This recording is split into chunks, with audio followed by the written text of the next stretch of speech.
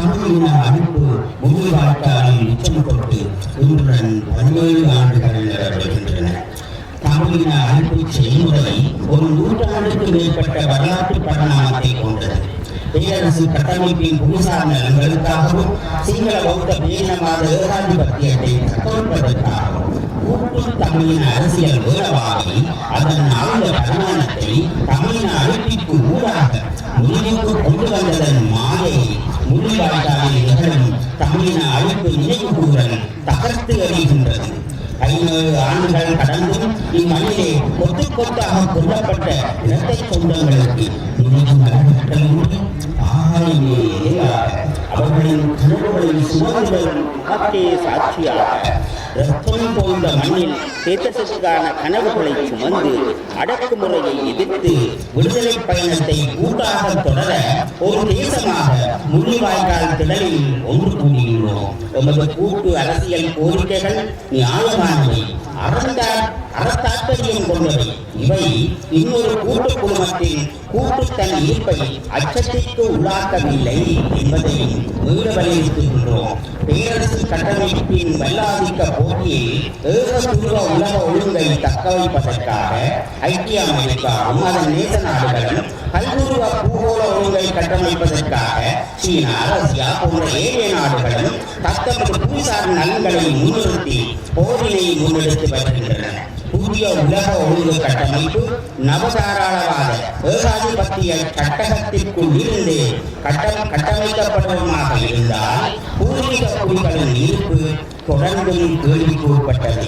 ஏகத்துவத்தில் இருந்து பல்துருவ உலக ஒழுங்கிற்கு மாறினாலும் அது பேரரசு கட்டமைப்பு சட்டத்தில் இருந்து மாறுபடப் போவதில்லை. இவ்வாறு மாறுபடுகின்ற உலக ஒழுங்கிற்கு ஏற்ப நமது கூட்டு விடுதலை வழித்தடத்தின் தந்திரோபாய உத்திகளை மாற்ற வேண்டிய தேவையும் ஏற்பட்டுள்ளது. ஈழத்தமிழ் மக்களின் கூட்டு அரசியல் வேளவாவின் கோரிக்கைகள் விட்டுக் கொடுக்கின்றி தந்திரோபாய உத்திகள் மீளமைக்கப்பட வேண்டியதன் அவசியத்தை வரலாற்று இன்று எங்கள் முன்வைத்துள்ளது. தமிழ் தேசிய மொழிய அடிப்படைகள் மாற்று உலக ஒழுங்கிற்கான முன்மொழிதல்கள் என்பதையும் பேரரசு கட்டமைப்பிற்கு அப்பாற்பட்டது என்பதையும் தமிழ் தேசிய வரலாற்று பட்டு அறிதலுக்கு உட்பட்டு நாம் விளங்கிக் கொள்ளுதல் வேண்டும். தாராளவாத சட்டக அடிப்படைகளுக்கு உட்பட்டு கட்டமைக்கப்படும் துருவ பேரரசு கட்டமைப்பு பூர்வீக குடிகளின் இருப்பை அவர்களது நிலத்தினுடனான உறவையும் தூண்டாடிக் கொண்டிருக்கின்றது என்பதை வரலாறு கோரிட்டு காட்டியுள்ளது. பூர்வீக மக்களின் நில மீட்பிற்கான எழுச்சி பூகோளம் முழுவதும் ஆங்காங்கே எதிர்கொடுத்துக் கொண்டிருப்பதை நாம் அறிவோம். தமிழினம் உலகின் மூத்த பூர்வீக குடி. தமிழகத்திற்கும் நிலத்திற்குமான உறவையும் அதன் கூட்டு சார்பு தன்மையையும் சங்ககால திணக்கோப்பாடு தொல்காப்பியத்திலிருந்து நமக்கு தந்துள்ளது. திணை வாழ்க்கை முறை வாழ்தலை புலவுகளாக புலன் உணர்ந்ததாக தெரியவில்லை. வாழ்தல் தன்மை, முன்னிலை, படத்தை இது மூல உறவு முறையில் தங்கியிருந்தது என்பதை அரச கட்டமைப்பிற்கு முன்னிருந்த திணை முறையை தெளிவுபடுத்துகின்றன. ஆயுத போராட்ட மௌனிப்பிற்கு பின்னர் ஈழத்தமிழ் தேசம் என்றுமில்லாதவாறு சிங்கள பௌத்த தேசிய பேரினவாதத்தாலும் ஏகபல்துருவ பேரரசு கட்டமைப்பினாலும் அடக்குமுறைக்கு உட்படுத்தப்பட்டுள்ளது. அடக்குமுறையின் பல்வேறு வடிவங்கள் நாளாந்த வாழ்வியலாக சாதாரணமயப்படுத்தப்பட்டுள்ளது. தமிழ் தேசத்தின் நிலம் புகழ் அபகரிப்புக்கு உட்படுத்தப்பட்டுள்ளது. இராணுவமயமாக்கத்தில் சிங்கள பௌத்தமயமாக்கத்தில் செறிவு அதிகரித்துள்ளது. மத அடையாளங்கள் குறிப்பாக சைவ சமய தலங்கள் தொடர் இலக்குகளுக்கு ஆளாக்கப்பட்டு அழிக்கப்பட்டு வருகின்றன. தமிழரின் பண்பாடு தற்காலத்திற்கு பொருத்தப்பாடு அற்றதாக சித்தரிக்கப்பட்டு அழிவுக்கு உட்படுத்தப்பட்டுள்ளது. தமிழரின் தேசிய அடையாளங்கள் இல்லாமலாக்கப்படுகின்றன. தமிழ் தேசிய பூர்வீக வரலாறு சிதைக்கப்பட்டு சிங்கள இனத்தை பூர்வீக குடிகளாக மாற்றும் வரலாறு உருவாக்கப்படுகிறது. உதாரணமாக திராவிடனாக இருந்த ராவண மன்னன் தற்போது சிங்கள ஆரியனாக மாற்றப்படுவதற்குரிய ஆய்வுகள் முன்வைக்கப்படுகின்றன. முன்னொரு காலத்தில் கல்வி பெருமை பாராட்டிய தேசம் இன்று கல்வியை குறைத்துவிட்டிருக்கின்றது. போதைப்பொருள் சாதனையை சிங்கள பௌத்த பேரினவாத அரசு ஒரு போர்முறையாக கட்டமைத்து இளைய தலைமுறையை திட்டமிட்டு அளித்து வருகின்றது. வளரும் தலைமுறையை போதைப் பொருளுக்கு அடிமைப்படுத்துவதற்காக தமிழின எழுச்சியை தொடர்ந்து தடுப்பதற்கான முயற்சிகளை ஏற்கனவே சிங்கள அரசு திட்டமிட்டுள்ளது. போதைப் பொருளுக்கு எதிரான எதிர்ப்பும் ஓர் அரசியல் யுத்தமே. தமிழின அழிப்புக்கான பொறுப்பு கூறலின் நீதி போன்றவர்களை சிங்கள அரசு தனக்கு சாதகமாக பயன்படுத்தி வருகிறது. இனவாதத்திற்கு எதிராக பேசுகின்ற அரசு பொறுப்பு கூறல் பொறுமுறை அனைத்தையும் சிங்கள பௌத்த பேரினவாதத்தை தக்க வைப்பதற்காக பிரிவுபடுத்தியுள்ளது. தமிழ் இன பேர் அழிப்புக்கான நீதி வேண்டிய நீண்ட போராட்டத்தை சிங்கள அரசும் அதன் அதிபர்களும் மலினப்படுத்தியும் சிதைத்தும் வருகின்றனர். இளம் மீட்புக்கான போராட்டங்களையும் தமிழின வரலாற்றில் தடைய அடையாளங்களின் மீட்புக்கான போராட்டங்களையும் வலிந்து காணாமலக்கப்பட்ட சொந்தங்களின் நீதி வேண்டிய போராட்டங்களையும் சிங்கள அரசு திட்டமிட்டு வன்முறையை பிரயோகித்து அடக்கி வருகின்றது. ஒட்டுமொத்தத்தில் சிங்கள பௌத்த பேரினவாத அரசும் பேரரசு கட்டமைப்பும் இணைந்து ஈழத்தமிழ் இனத்தின் மீது என்றுமில்லாதவாறு மிக பெரும் போரை வெவ்வேறு வியூகங்களுக்கூடாக கட்டமைத்துள்ளது. இப்போரை ஈழத்தமிழரின் கூட்டு உளவியலின் மீதான போராக வடிவமைத்துள்ளதை மறக்க முடியாது. ஈழத்தமிழ் சொந்தங்களே, சிங்கள பௌத்த பேரினவாதமும் துருவ பேரரசு கட்டமைப்பும் என்றுமில்லாதவாறு ஈழத்தமிழ் தேசத்தின் மீது பெரும்போரை கட்டவிழ்த்துள்ளது. இப்பெரும்போர் ஈழத்தமிழ் தேசத்தின் நிலம், கடல், சார் கேந்திரத்தன்மையின் முக்கியத்துவத்தை இல்லாமல் செய்கிறது. ஈழத்தமிழ் தேசத்தின் புவிசார் அரசியல் நிலம், கடல் சார்ந்த கேந்திரத்தன்மை மிகவும் முக்கியமானது. ஈழத்தமிழ் தேச நிலம், கடல் சார்ந்த கேந்திரத்தன்மையை சிங்கள பௌத்த ஒற்றையாட்சிக்கு உட்பட்ட அளவிற்குள் உள்வாங்குவதற்காகவும் ஈழத்தமிழ் தனித்தன்மையையும் தமிழ் தேசமாவதற்குரிய அழகுகளை இல்லாமல் செய்வதன் ஊடாகவும் சிங்கள பௌத்த பேரினவாதம் தனது ஒற்றையாட்சி அழகை திடப்படுத்தி வருகின்றது.